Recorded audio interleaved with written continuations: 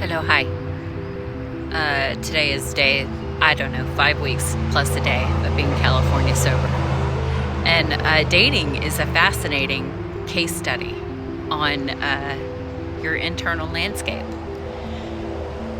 And I am understanding the importance of emotional regulation. And here's what I mean by that.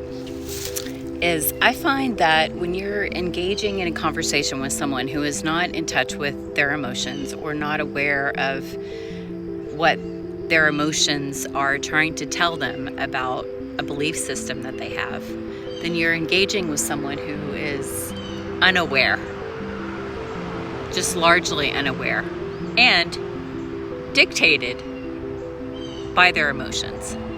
I don't know if dictate is the right word, but we're just going with it. Controlled.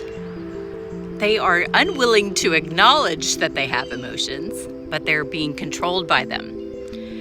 And last night, I had a very interesting interaction with a man that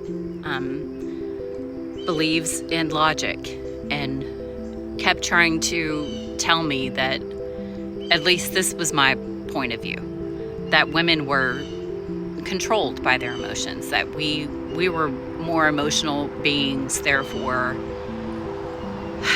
not logical, or something along those lines. And what was so interesting is that as we were having a discussion about something that started triggering him, and I could see it in his demeanor that he was getting more and more agitated and uncomfortable by this situation.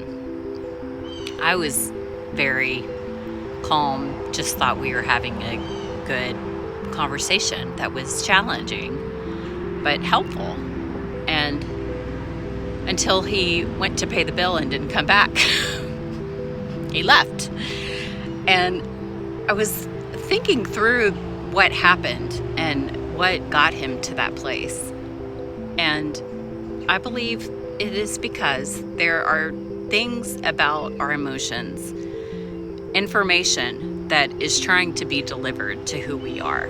But because we are unwilling to look at it, then we are just kind of going through life recklessly, unaware of what our higher self is actually trying to tell us. And here's something else that I've dissected is, if emotions are the language of the spirit, when you feel anxiety, worry, I guess that's the same thing, greed, selfishness, sadness, anger, all these low-level emotions, then that is being traced back to something that is out of alignment with your higher self. Your higher self is the expression of joy and love and peace, kindness, empathy, compassion. All these things are like upper-level emotions.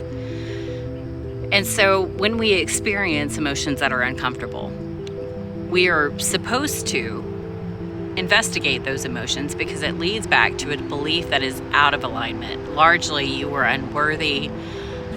You're not deserving of good things. Nobody will like me if I do this. I'll lose all my friends. I'll lose money. I'll be homeless. Whatever belief system you have, the negative emotions are telling you there's a false belief behind what you're feeling. And if, I'm just going to say men, largely, if they are not listening to their emotions, then they are not tracing them back to beliefs that are not in alignment with their spirit or with the universe, with God. They're just out of touch. They're living fully in the matrix that I have to do X, Y, and Z in order to be worthy and deserving of good things. That's why emotional intelligence is so important, because when you're engaging in a conversation with someone on a date, like I was, I'm not really sure what it was, but then you're not being triggered constantly, because you know my belief system is that I am worthy. That is baseline. I am worthy. So if negativity comes up for me, then I know that I need to trace that back to a belief that is out of alignment and get it in alignment with who I am. So it's not threatening. It's not upsetting. It doesn't shut down relationships. It is just simply information for me to deal with what is happening in the moment. And I would say a good percentage of the men that I have interacted with are easily triggered and shut down. And then the conversation is non-existent. That's why I believe emotional regulation is so important. Emotional intelligence is so important. If we're going to come to the table and have conversations that are tough, without judgment and shame, and with compassion and empathy for each other, then we have to be emotionally aware of what our beliefs are behind the emotions. Does that make sense? There is no connection with someone who is not emotionally regulated or who doesn't have emotional intelligence, in my opinion. Otherwise, you're just kind of recklessly going through life. You're not ever really connecting because you're just being driven by this desire to avoid the thing that upsets you in the first place. And that's just, it's futile. It will find you eventually. So it's just best to analyze little situations and triggers that you have in situations. Like last night, I've been thinking through all the things, and I can say that I was authentically myself the entire engagement. And you know what the universe did? Was flicked that man off the board because he is not for me and I am not for him.